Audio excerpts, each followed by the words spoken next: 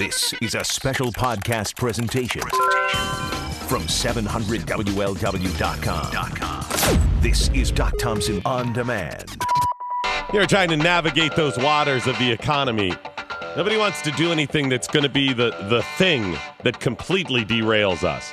So many plates to keep spinning, so many things to worry about. Well, there's a new concern coming up at 9:35. We're going to talk to a gentleman from Ohio Jobs and Family Services about the number of people that are no longer going to have unemployment compensation.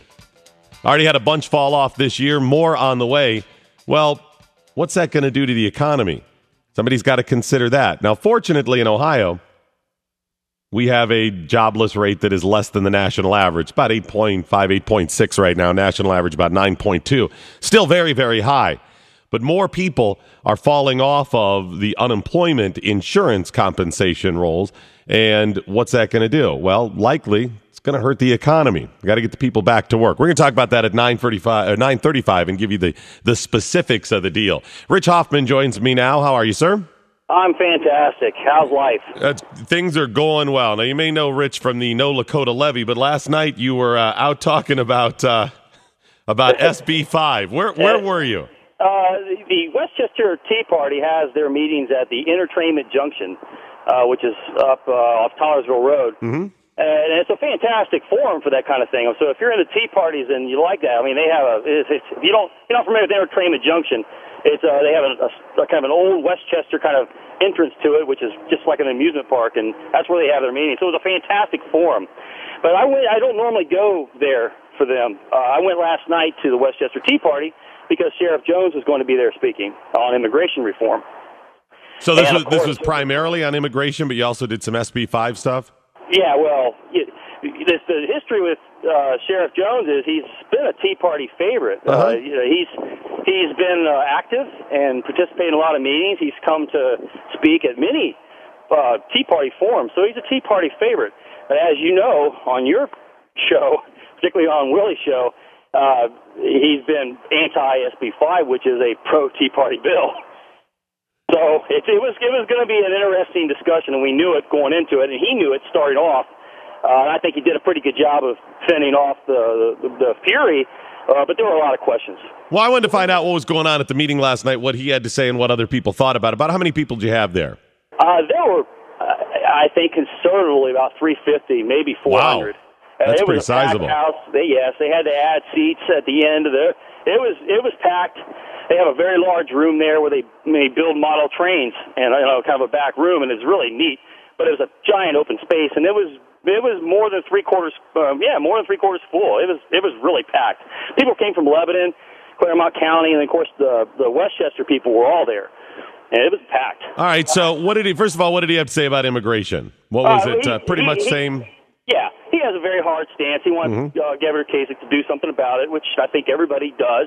The governor's been in place for 6-7 months, and his primary objective has been to get the budget straightened out. So I don't know that he's not going to do in a 4-year period something about immigration, but Sheriff Jones is lobbying to get the Tea Party support to back him on his efforts to get some of these things curved away. And he gave a very good, stirring speech that everybody felt very passionately about, and that's why Tea Party likes Sheriff Jones.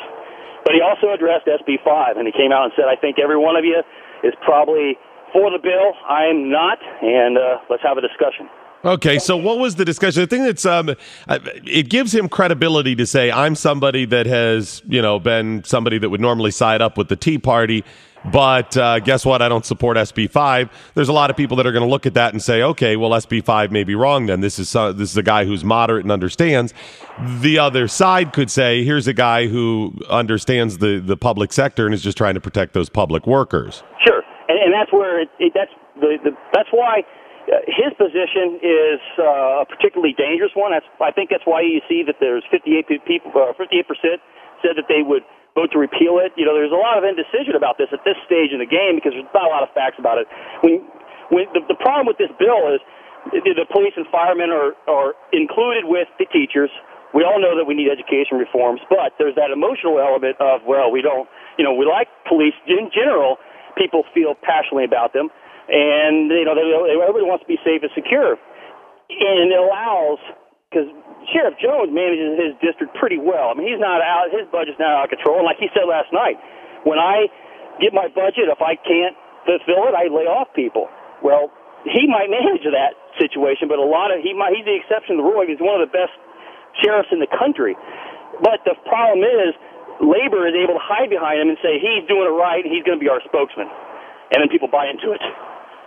The frustrating thing, I think, well, first of all, let's back up to it. If you don't recall, SB 5 is the bill that was trying to eliminate collective bargaining that got passed last year. It looks like they got enough signatures to get it on the ballot for a referendum this fall. I expected they would. I know we differ. You said you think it's going to get shot down, that they're not going to overturn it. I think that it will get overturned. I've thought that all the way along. And even so, I still thought it was the right thing to do and address. I had some problems originally with SB 5. I understand some of the sheriff's problems with it or whatever. And maybe the idea should be to separate it. So you're talking about teachers, you're talking about other government workers, you're talking about police and fire all separately, because it's hard to draw a comparison. Teachers aren't out risking their lives every day and getting shot at and worried about equipment and stuff like firefighters and cops are.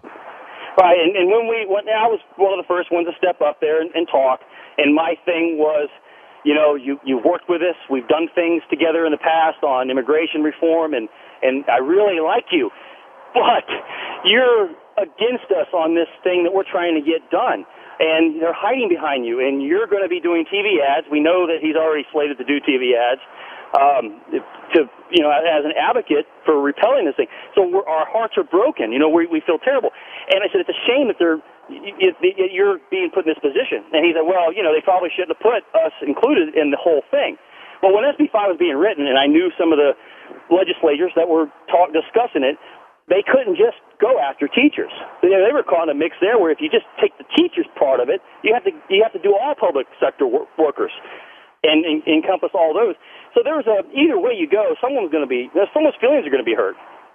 Yeah, I still don't think whether it's SB 5 or not, I still don't think we've gotten to the bottom of it. If you look around the country, there are many, many different systems state by state that people use to deal with this. And sure. The big thing for people who don't work in the public sector is to see these automatic raises, the automatic step increases, unless they end up getting frozen. When they are frozen from time to time, it's usually with a lot of smoke and mirrors. Right. There's other monies they still get, other bonuses and stuff like that.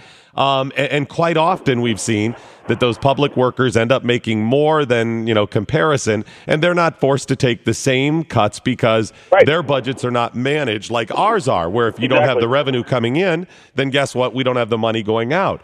That's the frustration of people that work in the private sector. Unfortunately, when it comes to police and fire and teachers, and they do a valuable job, and they do, when you're talking police and fire, put their lives on the line. So, yeah, there are added concerns, but it's also easy to manipulate it. It's easy for people to come out and say, wrap it up in emotion and say people are going to be dying. They're protecting children. What about the children? And the emotion gets involved, and there's very little reason. Yep. And that's what came out, and there was a lot of discussion, and it was all polite. There wasn't anybody wanting to fist fight, and the sheriff handled himself really, really well. But I think probably the most stirring speech of the night was a teacher. She asked me not to bring up her name, not to write about her or talk about her on the radio because she's in the union. And she came out and said, Sheriff Jones, what are we supposed to do? There has to be reforms. I'm forced to pay into this union, and I don't want to. And I am tired of the system. And how do we fix it? What do you suggest? And he's like, look, I'm just the police. I'm just the sheriff. I'm dealing with my sector of this. I can't speak on all that. But the problem is he is going to be a spokesman to manipulate people into they're going to hide this big problem underneath the emotion of the surface. She gave a big speech. It was really stirring. I was really taken by what she said. It took a lot of courage for her to stand up there and do that at a tea party. Listen, there's a lot of points that need to be made on the entire thing. Like I said, I do understand. Nobody wants to lose their job, Rich. Nobody wants to see their job in jeopardy or cuts coming down, whether you're in the private sector, public sector. Nobody wants to deal with that. And I understand the fear of teachers and government workers and cops and firefighters saying, what's going to happen. But you can't say there's not a problem. That's the problem. Everyone keeps saying, it's almost like, well, I'm against SB 5. I'm against, regulating or doing away with collective bargaining or something like that. it's almost like they're saying there's not a problem. And that's what they're saying. Right. And the people who want to repeal SB 5, a lot of times I don't hear them recognizing there's a problem, or they say, well, we'll just take a pay freeze for right now, instead of getting to the core of the matter. Yeah. Well, one of the things that came up, and this was a big statement, was, you guys, and he was used, and Willie's name came up because Sheriff Jones and Willie are close. Sure. They do a lot of broadcasts together. Well, and Willie and he feel basically the same way for the most part. Sure. And then they sort of, Willie's name came up, and it was like, you guys have been crying for years for reform, someone to take a real stand. And right now, even to this day, we want Boehner to take a hard stand against Obama at the federal level. Well, you got a governor. You may not like him. You may not like how harsh he was. You may not like that he didn't sit down and hold hands with everybody. But he took a hard line, and he said, here's what I'm going to do. Like it or not, vote me out in 4 years. I don't care. I'm going to do something good. I'm going to balance this budget, and that's what's going to happen. And we're going to do some bold legislation. I don't care if I'm popular. We're going to do the right thing. And you would think that they'd be behind it, but what they're saying is, let's go back, let's do nothing, and just hope it all works out somehow. And there's nobody but Kasich that has come up with any kind of solution, like him or not. There isn't anybody that's actually tackled the problem and looked in the eye and dealt with it. No, I understand what you're saying. Even though I think it's going to get repealed, and I thought that, from day one, I just expected it because I know how, the union is able to organize, and it's a very emotional thing. There's some good points made as well. Sure. I still thought it was the right thing to do. If you believe in it, go ahead and put it out there. If it does get repealed, we are going to be same as it ever was. We're going to still continue down there. And 4 or 5 years from now, maybe sooner, we're going to be having these same arguments, and people are going to say, well, we need a plan, and we will continue like this. If we want the tri-state to get back on track, these are things we have to tackle. If you look at states that do quite well right now, even the public sector workers, even those government workers, they're not, that don't have collective bargaining, they do quite well. I mean, the states do well. They do. They make money. They still get paid well. I mean, it's they're not getting beaten in the street or starved or making half the amount. Right. Yeah. I mean, really, it's all based on fear. They have control of it right now, and they don't want to. I mean, of course, they don't want to relinquish control. You got to figure that they're probably going to have about 2 million voters going to come out and vote in favor of repealing it. So if you're on the side that want to see some real changes, and if you have the guts to actually keep a law that was passed, it's going to take about 2.5 million people to show up to the polls. It's going to take about 75 to 80% of the registered voters in Ohio to actually show up and vote. And if you stay home that day, don't complain when your taxes go up, because it's going to be your own fault. Well, and it's not right. And you say that, and unfortunately, public sector workers, I think quite often hear you say that and go, "Oh, your taxes are going to go up. You're going to have to pay another $14 a year or whatever it is." The thing is that adds up. The thing that upset me most about this, and this is the main reason that I get frustrated when it comes to unions, certainly public sector unions. Yeah. Is that they mandated extra money to go and fight this thing? That union workers had to, what was it, $55 that they took from each? $50? Each teacher to fight the Senate bill. That came up last night too, and Sheriff Jones says, "Well, I don't do that with my people," and of course he doesn't. But he was kind of surprised that was going on. He acted like he was surprised that was actually going on with the teachers, and it was a teacher that brought it up. She said, "I don't want to pay to fight this. I want this bill, but they're taking it out as soon as school starts. They're taking it out of my paycheck, and I don't want it. I want it stopped. Help me." And there was nobody in the room that could help her. See, Sheriff Jones is going from the assumption, you're right, too, or the belief that, that everybody's going to do the right thing and run their departments like he is. Right, exactly, because he does, and unfortunately we haven't seen that. You've got those interests across the board, but right. I would be outraged if they took money. I don't know if I could work in a union environment like that. Even if I agreed with it, even if I was saying I don't like SB 5, that they just take it out and say, well, this is what we're doing. If you want to be a part of the union, I don't like that control. I'm frustrated by it. All right, well, thanks for giving me the update on what happened last night at the meeting. Sure thing. I wish you had come. Yeah, and you know what? I had like 14 things going on last night. I ended up having to cancel one of the things because I ended up being so busy. But keep me posted. I head out to those events. Well, yeah, I know you like them, and you might want to go to that one in particular because it is a wonderful place. I've been there to see the training exhibit, but I haven't been to their little conference areas, and they really, really have a neat place to do this. It really has a patriotic feel to it. The old-fashioned model trains and tea parties just go together wonderfully. It's that nostalgia bit. It's a nostalgia that was just, I was eating it up. I loved it. All right, Rich Hoffman, thanks, buddy. Appreciate it. All right. Coming up at 9:35, we're going to dive into the number of people that no longer are going to have unemployment compensation in the state of Ohio. Get some of your calls next on 700 WLW. Doc Thompson on 700 WLW. It's a real rough issue when it comes to collective bargaining because there's a lot of emotion. But I don't think the answer is just, well, let's do nothing or let's get rid of it.